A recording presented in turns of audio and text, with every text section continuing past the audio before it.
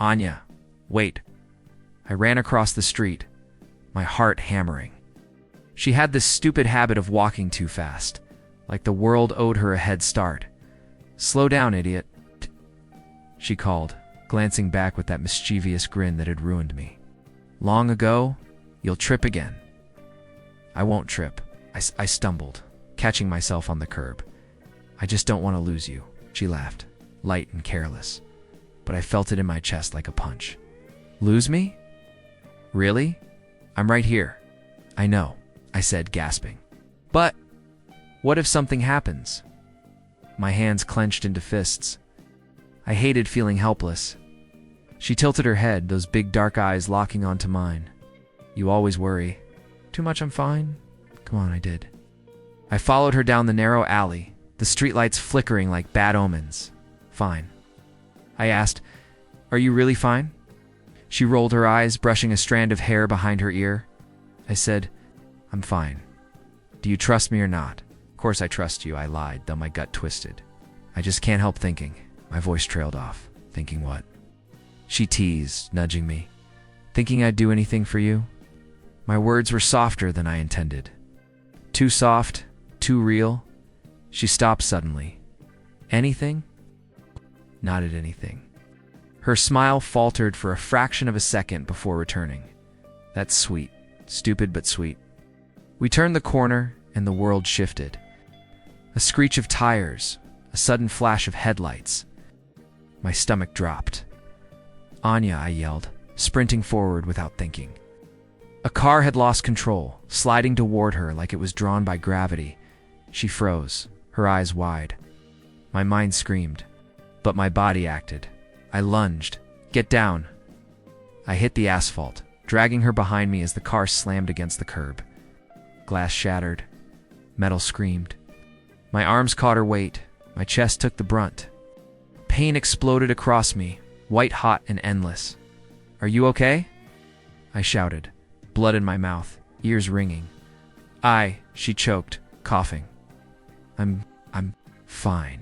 You're lying, I growled, voice raw. Every inch of my body screamed, but I didn't care.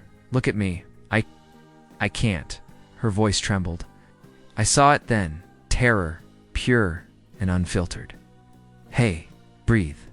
Just breathe. I grabbed her shoulders, shaking her lightly. You're alive. I've got you. I've got you. Her hands went to mine, shaking violently. You saved me. No. I whispered, tasting blood. I couldn't let them hurt you. Not you. She pressed her forehead to mine. You're crazy. You're going to. I couldn't finish. A pain shot through my legs. Tried to stand. Nothing. Just numbness. Anya. My voice broke. I can't feel my legs. She froze, horror on her face. What? No. Don't say that. I can't move them, I said, panic rising like fire. I can't feel anything below my waist. Stay. Calm. I'll get help. Don't move. She fumbled for her phone, hands trembling. Calm. I laughed bitterly, grimacing. I'm lying on the ground. My legs, I think they're gone. Her hand shook over mine. No, don't. Say that. It's okay. Just breathe. Help is coming. I swallowed hard. Fear clawed at me. I'm not okay, Anya. I can't walk. I don't think I ever will. Her eyes brimmed with tears. Don't say that. I'm saying it because it's true. My voice trembled. I saved you, and She grabbed my face, voice cracking. Don't talk like that. You're alive. That's what matters. I closed my eyes. Alive? Was I? My body betrayed me? Lying? They're useless. A prison of pain. Does it even matter if I'm alive when I can't? Walk when I can't, she whispered. You did what you had to do. You saved me. That's what matters. She faltered, unsure. I don't know how to say it, I urged. Her voice broke. I'm sorry. I don't know what to say. I don't say anything, I muttered, bitterness mixing with the pain. Just be here. That's all I need. Just don't leave me. I won't, she promised, gripping my hand tightly. I'll stay, I swear. Sirens wailed in the distance. I felt the world shift into a blur of uniforms, flashing lights, and voices shouting my name. I'm scared, I admitted quietly. No, she said, brushing hair from my forehead. I'm scared too. I tried to laugh. We're a mess, aren't we? Yeah, she whispered. A beautiful mess. Felt hands on my shoulders lifting me slightly. Sir. He's stabilized. We need to move him now, a paramedic said. Wait, don't, I shouted. I can't. You'll be okay, she said softly. I'm right here. As they lifted me, I caught her hand one last time, squeezing it with what little strength I had left, Anya. If you ever leave me, I won't, she whispered. I promise. Machines beeped. Lights flashed. Pain, numbness, and fear collided. I felt everything and nothing. The world narrowed to her face, wet with tears, framed in flickering hospital lights. I can't walk, I said again. More too. Myself than anyone else. I think my life is over. Shook her head, whispering, No, it's not. You're alive. You're alive. But deep inside, I knew it had changed forever. Before tonight, I had legs, dreams, a future.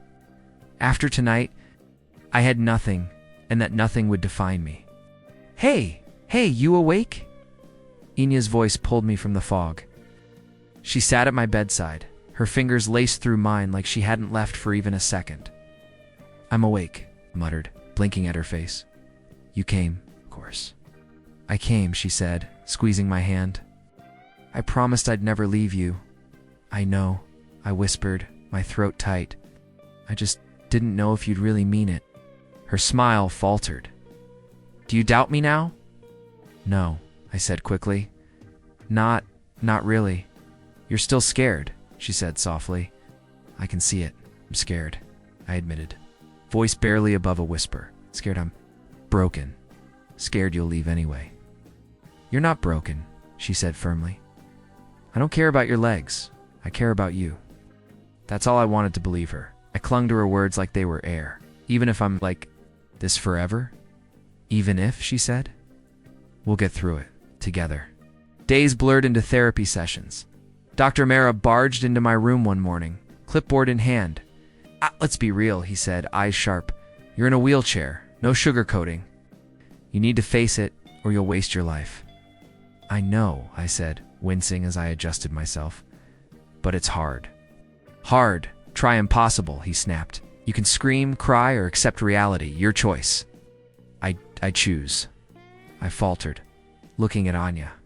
She squeezed my hand. To try. Good, he said, and left with a curt nod. Samir came that evening, eyes scanning me like he always did. Man, you look miserable, he said bluntly. I feel miserable. I muttered. Yeah, but whining won't fix it. You think I'm gonna lie to make you feel better? You never lie, I said, a small smile breaking through. Thanks for that. Anytime, he said. Ow! Tell me you did your exercises today. I did, I said, though lazily. Lazy bastard, he teased. That's why you need me. Evening came. Anya sat by my bed, phone buzzing incessantly. Each vibration made me more anxious. Who keeps messaging you? I asked. Just friends, she said quickly, glancing at the screen.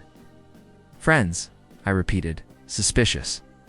Every 5 minutes? It's nothing, she said, tone sharp. Don't worry about it.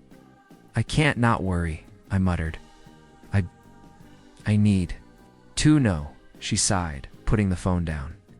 I'm here, aren't I? Isn't that enough? For now, I said quietly. For now. Weeks passed and I noticed a pattern. Visits got shorter. Hands gripped mine less tightly. Eyes wandered to that phone more often. Anya, I started, voice trembling. Are you okay? I'm fine, she said, brushing off my concern. Just tired? Are you sure? I asked. Because I feel like something's off. I said I'm fine, she snapped, softer than a scream but louder than reassurance. I bit my lip. Okay, fine. One night I couldn't sleep. The hospital was quiet, everyone gone.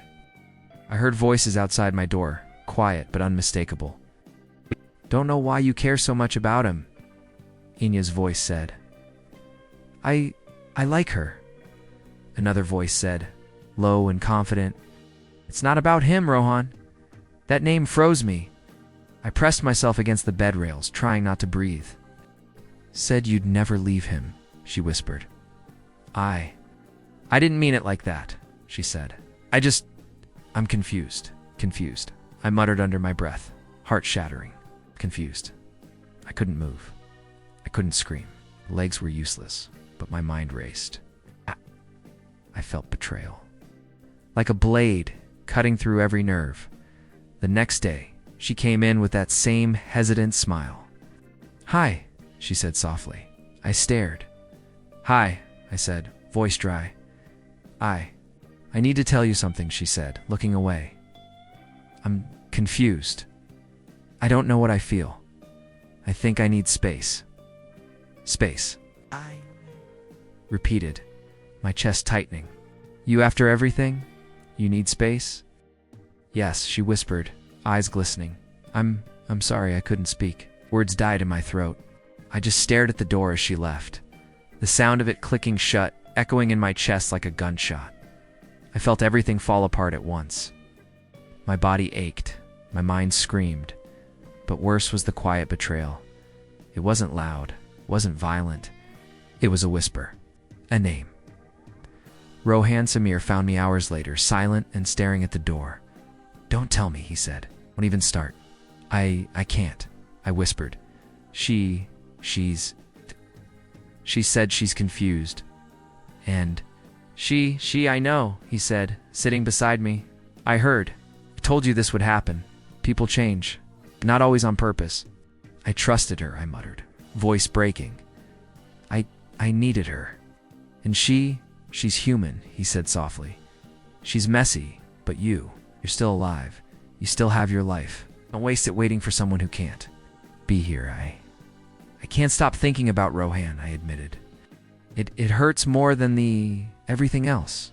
You don't have to think about him, Samir said. Think about you, your life. Your legs don't define you. Your choices do. Inya's shadow lingered in my mind, haunting every quiet moment. I can't, I whispered. You can, he said firmly.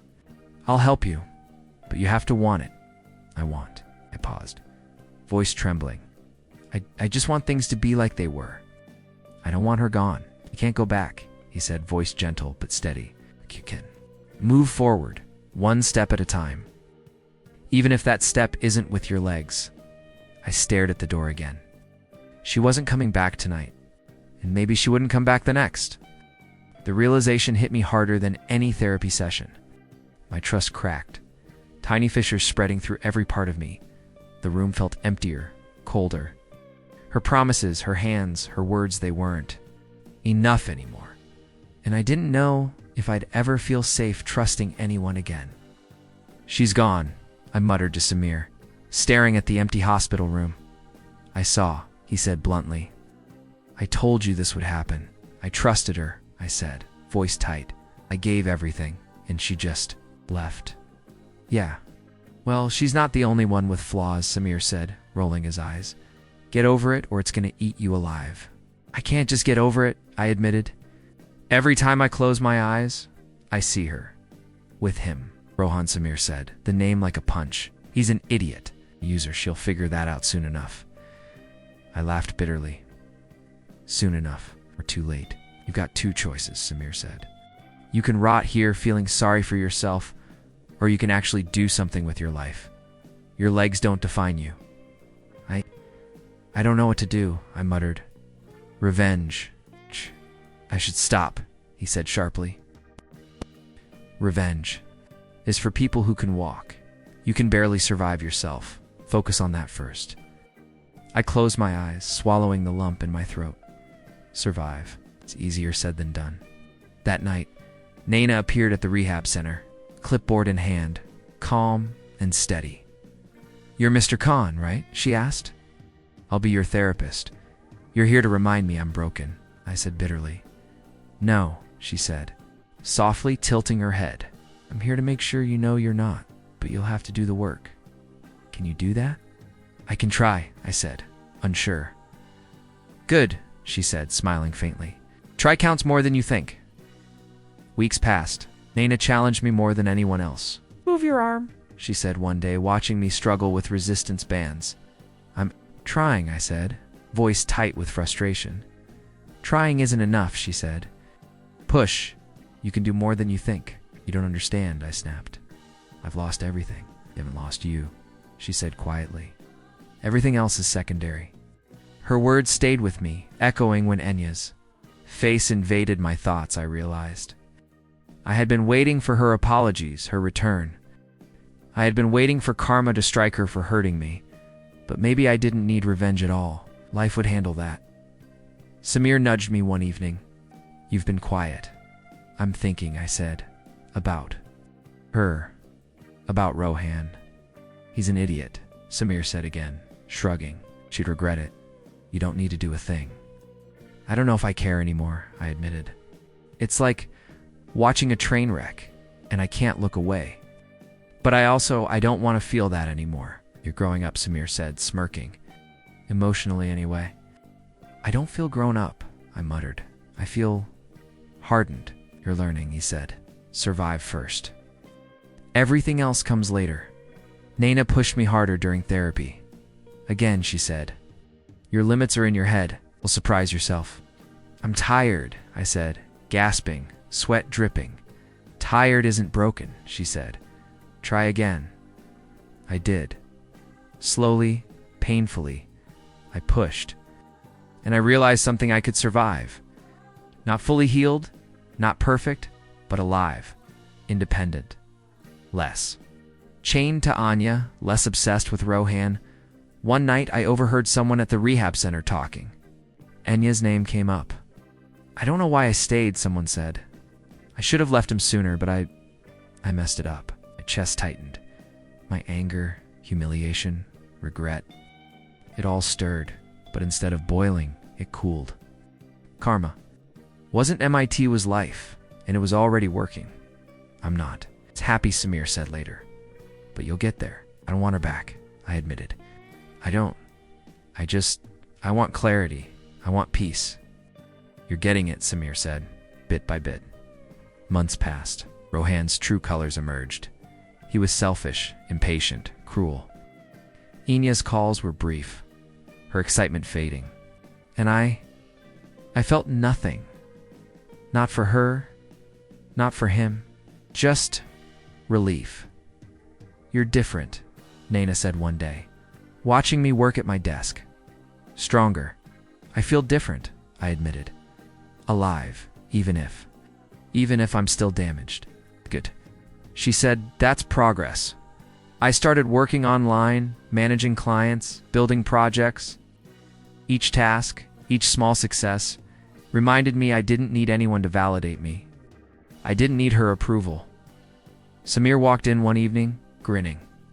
Look at you. Who would've thought Mr. Broken would get his life together? I didn't do it for you, I said, rolling my eyes.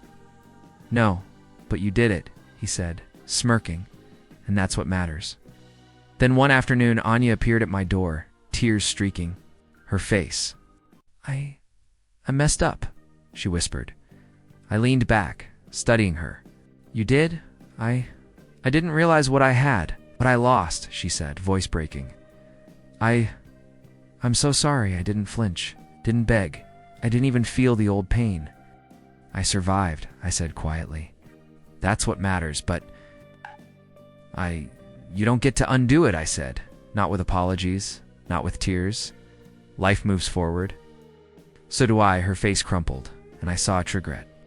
But I also saw clarity because I didn't want her back. The power had shifted. I was no longer the broken boy waiting for love or revenge. I was me, independent, strong, whole in ways she couldn't touch. She left silently. I didn't chase her. I didn't need to. I turned back to my work. Nina smiled faintly from across the room. "You're ready for more," she said. "I think I am," I said, flexing my fingers over the keyboard. Not for her. Not for revenge. But for me. Samir nudged me again. "Finally, took you long enough. A real one this time." Better late than never. For the first time in months, I felt it. Freedom. Not because I had conquered her or Rohan, not because I had power over anyone, because I had survived. I had rebuilt. And that was everything. The past still lingered, but it was a shadow. Life had shown me something better. Clarity, strength, independence. Karma didn't need me. I didn't need it either. I didn't. Win by hurting her. I won by surviving her, and surviving, that was mine alone. The knock on my door startled me. "Who is it?" I called, voice rough from the day. "It's me," Anya whispered. I hesitated. My heart didn't race. My legs didn't respond. Only my mind did, sharp and alert. "You?" I asked. "Yes." I need to talk," she said. I leaned back, crossing my arms. "About what?" "About everything," she said, voice trembling. I owe you. I owe you my life." I studied her, noticing the shadows under her eyes, the slump in her shoulders. "Your life?" I asked flatly. "Do you even know what that means?" I do," she admitted, tears running down her cheeks. You saved me. "And you saved yourself too," I interrupted. "I didn't save you to own your heart, Anya. I did it because you mattered. That's it. Nothing more." Her lips quivered. I was blind. I didn't see. I didn't realize what I had until it was gone." "You didn't," I said softly. Not angry, just firm. "That's okay. You don't get a redo." She trailed off, choking back a sob. I shook my head. "No more eyes and buts. That chapter is over. I survived. You will survive too, but we're done. Understand?" She nodded, voice breaking. I understand." I exhaled, letting a small measure of peace creep in. "Good! Now go! Start fixing your life without dragging me along." I can't," she whispered. "I need to. I need to say thank you properly. I'm sorry for everything. You don't owe me anything," I said. I didn't. "Save you for thanks. I saved you because you needed it. End of story." I don't know how to then don't," I said firmly. "Just go live your life. Don't come back. Not for me, not for Rohan, not for anything." She trembled, and for a moment I thought she might argue. Then she nodded slowly, tears spilling freely. I understand." "Good," I said, voice calm. "Now go." The silence stretched after she left. I didn't feel empty. I didn't feel relief. I felt clarity. Life hadn't been fair. Legs lost, love lost, betrayal seared into my heart. But for the first time in months, I felt in control. Samir came in later, raising an eyebrow. That was intense. "You okay?" "I am now," I said, shrugging. "She's gone for good." "You didn't even yell at her?" he asked, incredulous. "No need," I said. "She learned her lesson. I don't need to be the one teaching it anymore." Naina walked in quietly, holding a folder. "You handled that well," she said. "Handled it?" I asked, surprised. "Yes," she said. "You didn't break down. You didn't beg, you just accepted it. That's growth." I guess so," I said, still feeling the weight in my chest. "You've come far," she said, physically, emotionally. "You're stronger than you realize." "I'm trying," I admitted. "But some days I still hate that I can't walk." "You can't," she said softly. "But you can move forward, and you're doing it. That counts more than anything." "I think I'm ready," I said, voice steadier than I felt. "Ready to focus on me. My work. My life." "Good," she said. "That's what matters, not her. Not him." "You?" Weeks passed. I started working online, handling projects, making clients happy.